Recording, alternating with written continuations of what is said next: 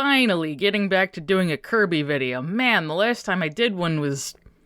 Holy shit. I am not going to live to see the rest of this series. Alright, so let me tell you what's up. So, since Kirby Right Back At Ya is a 100-episode anime, and many of those episodes are DDD orders a stupid monster and Kirby fights said monster, I cannot possibly make 100 interesting videos about each episode. They get pretty repetitive. So from this point on, I am only going to do individual videos on episodes I feel are noteworthy, or I just have an astonishing amount to say about whether or not they're, important. However, a lot of these in-between episodes will have elements that I think are maybe noteworthy, or things in them are worth pointing out or talking about. So what I will do for those is make videos where I rapid fire break down all the episodes I skipped preceding the one I talked about in full last. So this one is about the first Knuckle Joe episode, so ideally my next Kirby video will be mini breakdowns on all the episodes before this that I did not have individual videos made about, and I will do the ones I skipped earlier, like the Dynablade one, on the one I took down because I filmed it and I look awful on camera. It was bad. You don't need to see it.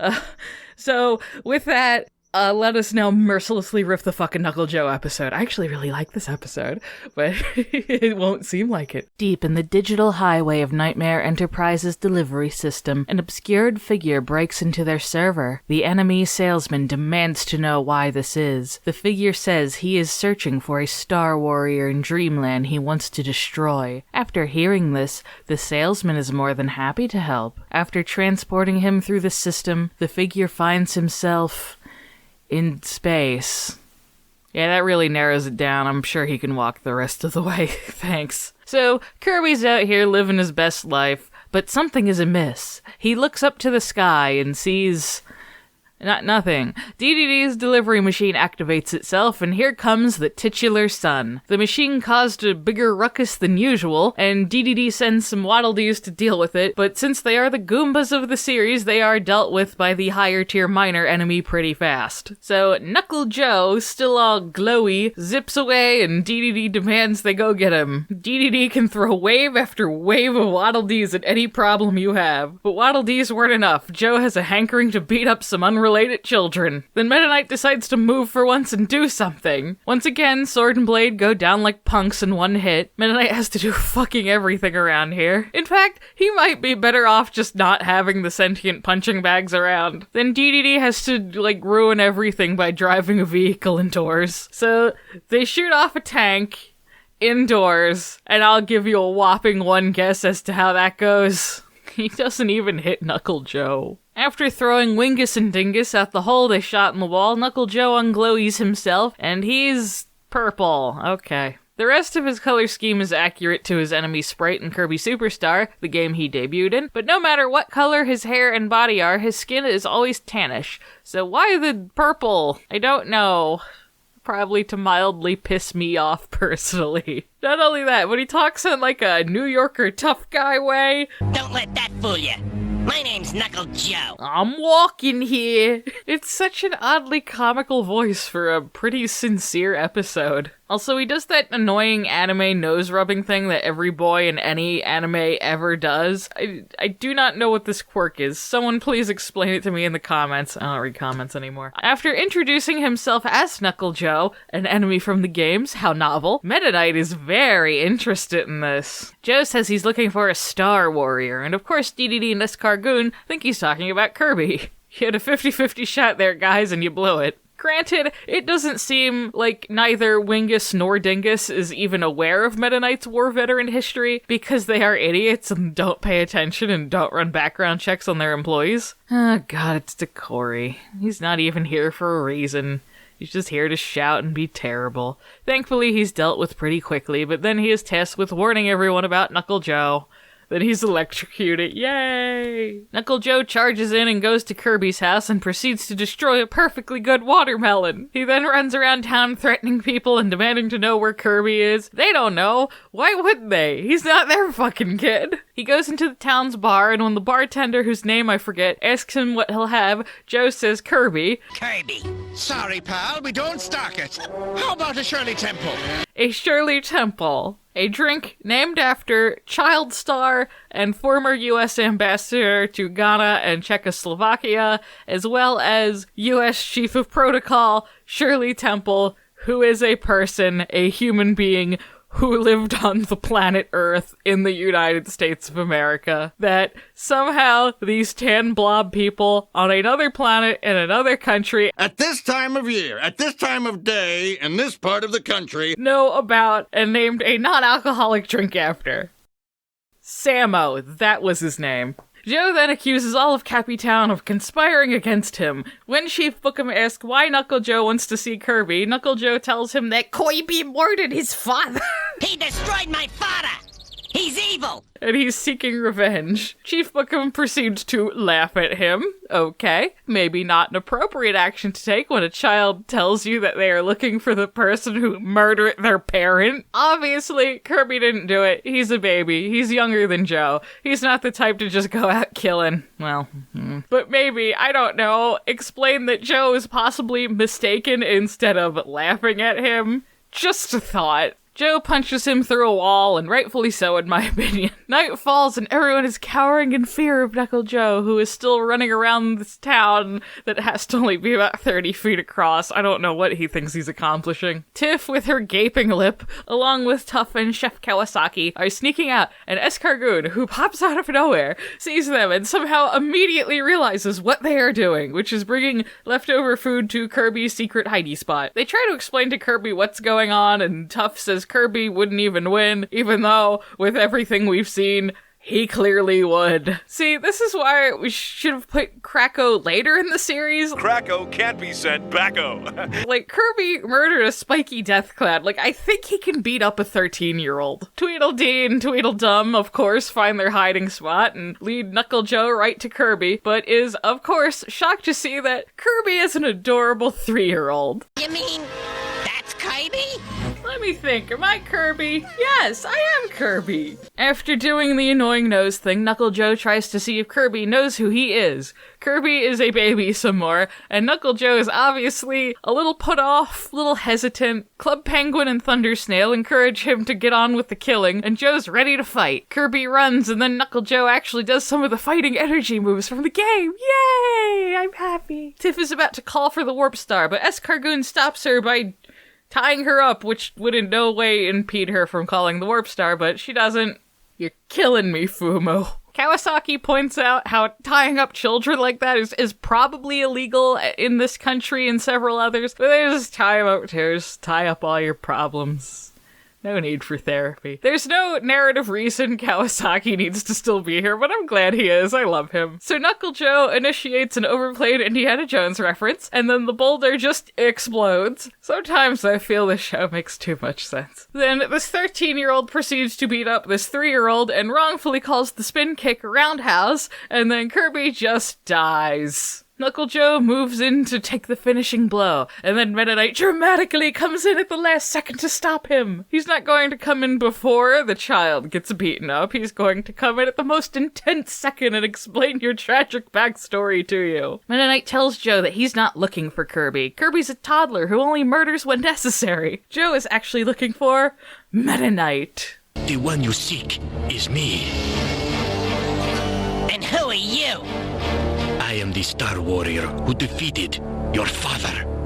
You keep throwing around words like destroy and defeat it when the words you're looking for are killed and slit his throat. But this is a TVY program and we can't say kill or die for whatever stupid reason. We can just heavily imply it. Knuckle Joe tries to punch Meta Knight square in the face but stops just before he hits him. When he just would have hurt his hand anyway. That mask is pretty thick. Knuckle Joe asks for proof for some reason, even though he required none for Kirby. Yeah, the baby killed your father, no question, but when the much older guy with the sword admits to it, suddenly citation is needed. And now, time for tragic backstory. Meta Knight tells Knuckle Joe that his father, who for convenience purposes I have decided to name Fist Jonathan, was a strong and brave man, the pinnacle of what a Star Warrior should be, really. Him and Meta Knight were best friends, maybe even more than that after all the shared trauma that bonded them together. Then one night they were alone in the woods, together for some reason. No platoon, no soldiers. It was a great idea. They have their guard down. Then, in an incredibly dick move,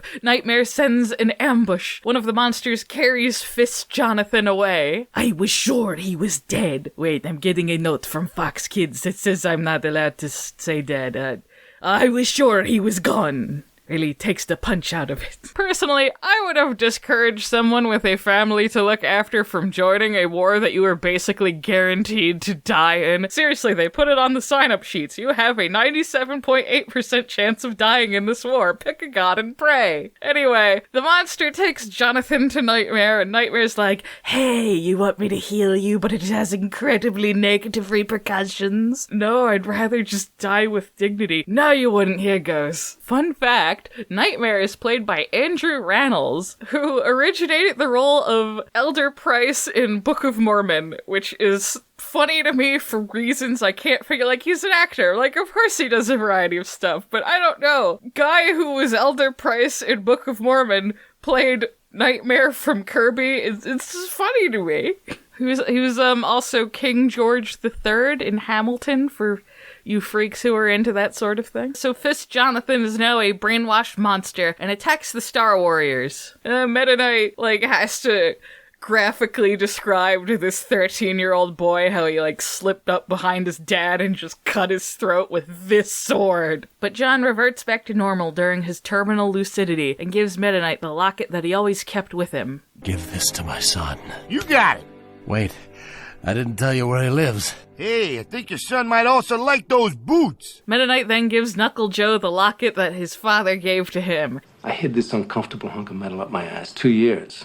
It contains a very hard not to laugh at picture of Joe as a baby. Joe then proceeds to call his dad a weakling and a filthy hippie for not going full ham and murdering everyone he could, then getting possessed by a godlike creature of chaos.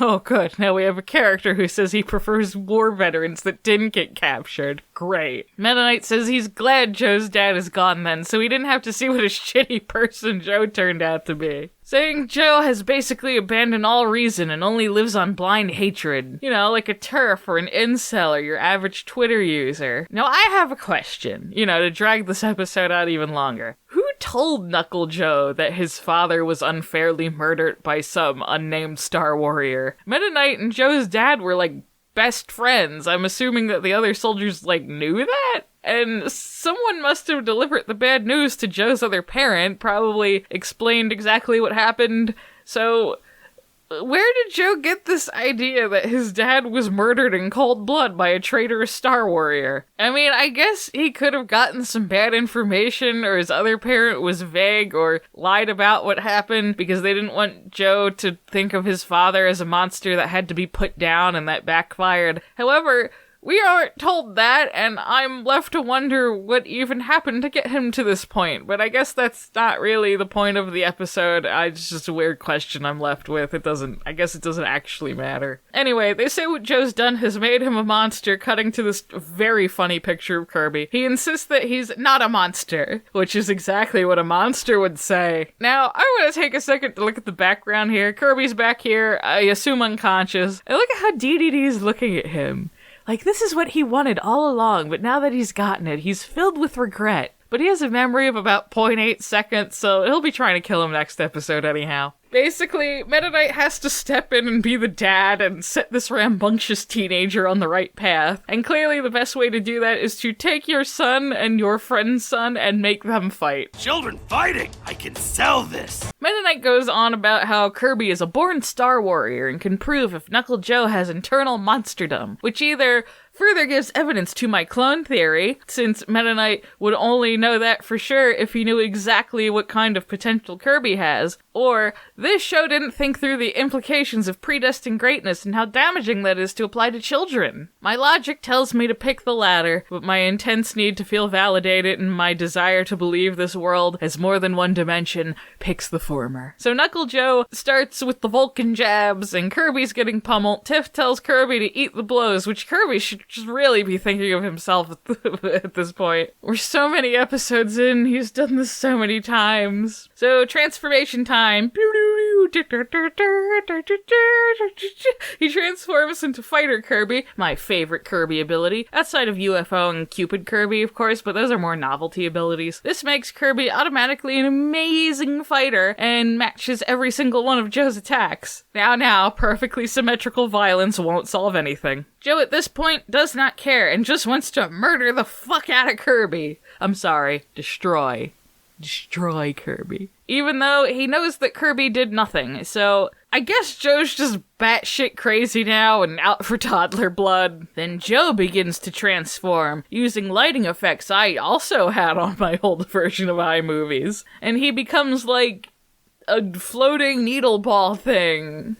Okay then. They cut to Meta Knight as if I can somehow read his facial expression. And Fighter Kirby's power arbitrarily runs out. But wait. We're getting a 2-for-1 deal on copying abilities this episode because Kirby eats one of the needles and turns into Pointy Kirby, which is actually one of my least favorite abilities because you have to, stop and let something hit you. You can't, throw spikes at enemies, but he can in this show, so, just to flex on viewers. Meta Knight warns Joe that Kirby has copied what he has become, and he needs to stop before he goes full-blood crazy. Kirby just straight up punches him and Joe goes back to normal. Saved from the life of posting on Reddit about how it's all other people's fault that he's like this. So rescued from blaming all those Stacy's turned him down. So with all that fixed, no need for further mental health management, Joe is ready to go off alone, saying he's glad to know what really happened and hopes he and Meta Knight and Kirby can be allies.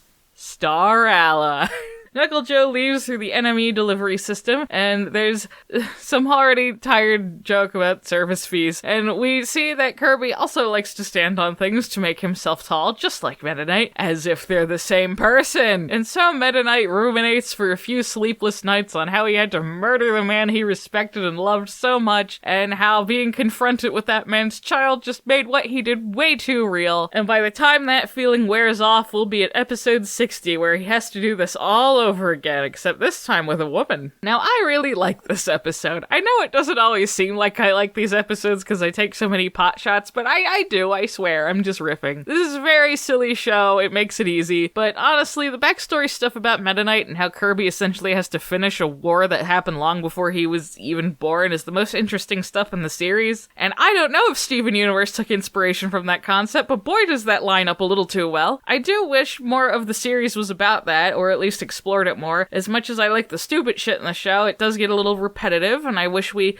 could have explored more character stuff like this. So I really like it when we actually get an opportunity to do that, as this was very much needed humanization of Meta Knight, and he actually gets to do something for once in his goddamn life instead of standing on top of something and occasionally commentating. Here comes the sun, doo-doo-doo-doo. Here comes the sun, and I say...